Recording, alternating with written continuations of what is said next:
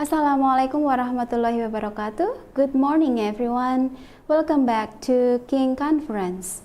I'm Miss Neny. Here we go with another exciting chapter from Teaching by Principles by Douglas Brown. In this opportunity, I'd like to discuss about classroom management. What is classroom management? So classroom management can be defined as teachers' actions to establish environment and to stimulate students' academic achievements, social, emotional, and moral growth. Here I'm going to show you general principles of classroom management. The first one, we have to establish clear teacher and student roles. We can do this by knowing the roles for teacher and students, and we know that teachers' roles are as facilitator, director, manager, and then teacher's role is also as the helper or the guide in the classroom, while student roles are as the learners who must be enthusiastic and then must follow the class discussion. And then the second one, we have to articulate unambiguous objectives and goals. Number 3, we have to be flexible. You have to be flexible on modifying and adapting your original lesson plan. And then number 4, you have to allow students some choices in activities and exercise. Don't forget to take a personal interest in students. See each student as a unique individual. Don't forget to give them compliment every time they finish making or doing their homework or classwork. Next, number 6, you have to be fair to all students. You have to treat all students equally to avoid jealousy in the classroom. And then number 7, you have to exhibit enthusiasm and a positive attitude yourself. The last one, you have to challenge students of both higher and lower levels of ability. According to Brown, we have to think of how our classroom look, because everyone knows that if your classroom is well organized, it will be a better environment for teaching. So here I'm going to show you 4 categories of physical environment of the classroom. The first one is sight, sound, and comfort. And then the second one, we have seating arrangement. After that, we have whiteboard use, and then the last one is equipment. Now everyone, let's discuss one by one. The first one, we have sight. Make sure that you check the lighting in the classroom. You have to make sure that the students can see in the classroom. And then what about the sound? You have to make sure that the class is free from noises. Usually the noises can be from machinery outside or hallway voices or street noise. And then comfort. What about comfort? You have to make sure that the students in the class are comfortable, or you have to make sure that your classroom is comfortable enough for the students so that they can be motivated to learn in the learning process. And then you can also check the class temperature and make sure that the class is cool enough so that they will not feel hot during the learning process. Next, number 2, we have seating arrangement. There are seating arrangements such as posing benches and then semicircle and then horseshoe, or usually we call it as U-shape, and then we also have circle, and the last one we have classroom. Remember everyone, the way we organize our seating arrangement, it will influence the dynamic of our class discussion and our activities that we do in the classroom. And in Kampunginggrissemarang, we usually use semicircle and U-shape or horse-shape seating arrangement. Why we use this kind of seating arrangements? Because by using these seating arrangements, they enable us, or they enable the teacher and the student to easily move. Next, the third one, we have whiteboard use. Make sure that you always clean your whiteboard before the class. And don't forget to always start writing from the left to the right side. And then finally, we are going to discuss about equipment that you are going to use for your classroom. Here we have some equipment in the classroom that you can use in the classroom. The first one example is laptop and then whiteboard, and then we also have speaker and then projectors and so on. Make sure everyone that you make your backup plan just in case your equipment doesn't work at the last minute. Your voice and body language is also important in your classroom management. You have to speak with a strong voice but not shouting. Remember, not shouting in the class. Make sure that everyone in the class can hear your voice. Maybe you can ask them, can you hear my voice clearly? You can say that to your students. And then you have to think about your posture. Remember to always stand properly. Yeah, you have to stand properly and then confidently, because when students seeing you standing properly and confidently, they will put trust in you, and then they will think that you are the correct teacher to teach them. Next, when teaching gets tough, the first one here we have teaching large classes. According to Law Castro 2001, ideally language classes should have no more than 15 students, but in fact there are many classes with many students.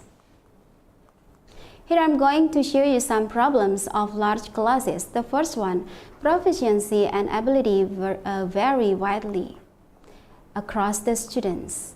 Next, a good deal of work might be unmonitored. So everyone, it's difficult for us to monitor all the students in the classroom if we have many students there. Next, individual teacher-student is minimized. And then after that, the other problem is students' opportunities to speak and teachers' feedback are limited.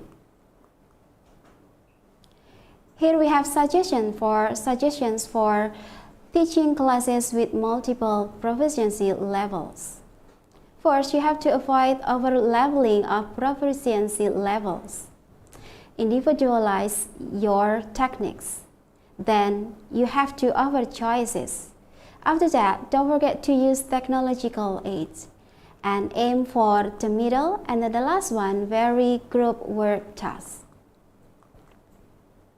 Teacher's role, okay, this is the last section in this chapter, everyone. Teacher's roles and styles. Roles. A teacher has to play many roles. Let's see what are the teacher's roles. We have teachers as leader, knower, director, manager, facilitator, guide, parent, and even teacher can be also a friend. Teaching style. What about teaching style? It is the way in which teachers manage their classroom and deliver content. Teaching style will always be consistent with your personality style. Teaching styles continue. So here I'm going to show you teaching styles continue, everyone. The first one, we have formal and informal. So you can be formal or informal teachers in the classroom. And then you can also be understated or dramatic teachers in the classroom. Next, you can also be rational and emotional teachers. And then we also have steady or moody teacher. And then we have also serious and humorous teacher. Now everyone, which one is your style? Okay, that's all of my presentation. Do you have any question?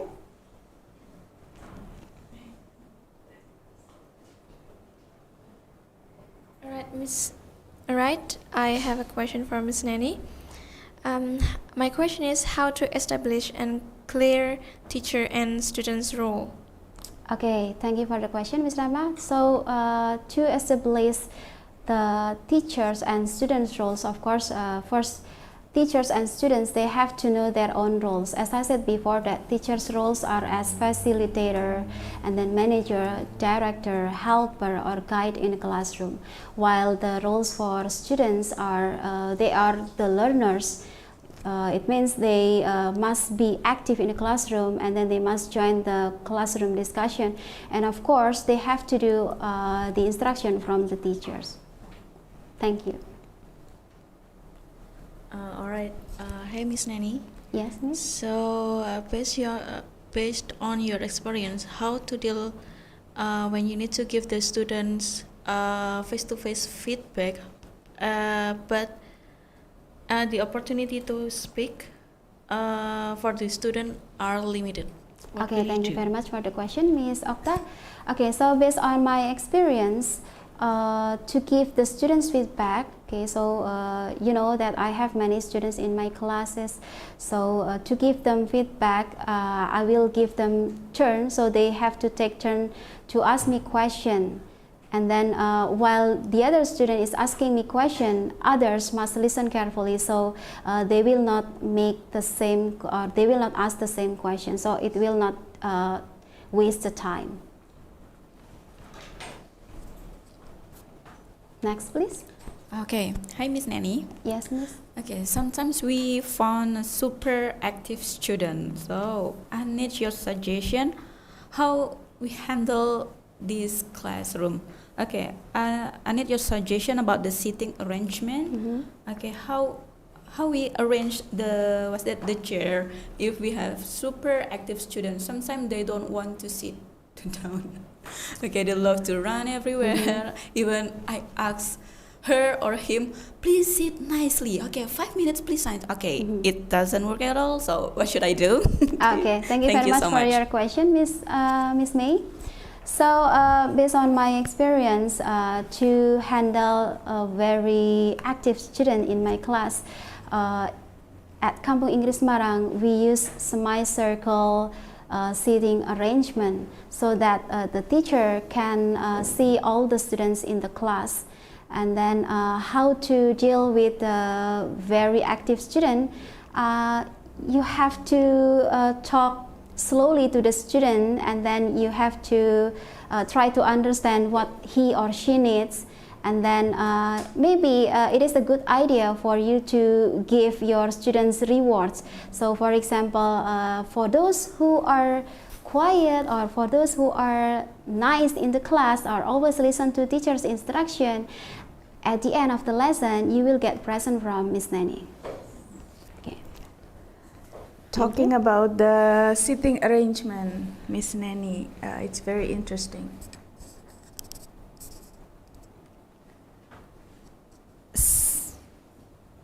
Some students find it comfortable to sit in the same place almost the whole term, and some others like to change seats. Do you think that we need to control that? I mean, where the students should sit, or let the students choose the seats? Thank you. Okay, thank you very much for the question. Okay, so Ms. Junita, as a teacher, our role is also as controller in the classroom. So we have to control everything in the classroom. It doesn't mean that we are dominant, but for seating arrangement, indeed the teacher must choose who sit with who, like that, because based on my experience, some of my students, they like to sit next to their best friends, and then finally during the class lesson they will chat each other, and then they don't listen to my explanations. So to deal with that, I always ask them to not to sit next to each other. So I have to move them. So it means we as teacher, we have a total control in the classroom. Ms. Neny, looking at back your years of schooling when you were students, do you have any favorite teacher? Favorite teachers, of A course. teacher that you like most? Do you mean my teacher? Yeah? Yes. Yeah. Tell me now how your teacher actually managed the class that make it favorite. Okay, actually, one of my favorite teachers is, her name is Ibu Hari. She was our Bahasa teacher, and most of the students or most of my friends say that she's a killer teacher. But in my opinion, I think she's not a killer teacher because first I like her subject, yeah, which is Bahasa or Indonesian. And then the way she managed the classroom is before she started the class, she always made sure that the students in the class were quiet, and then she always offered the students, okay, she said like this, okay, who wants to join my class? You may stay here, and then who doesn't want to join my class, you may stay outside. When you stay here to join my class, it means you have to follow my rules. You have to sit nicely, you have to listen carefully to my explanation, and then of course you have to do the exercises. I think maybe there's no special about her, but I don't know, I like her very much. Thank you. Okay, wassalamualaikum warahmatullahi wabarakatuh.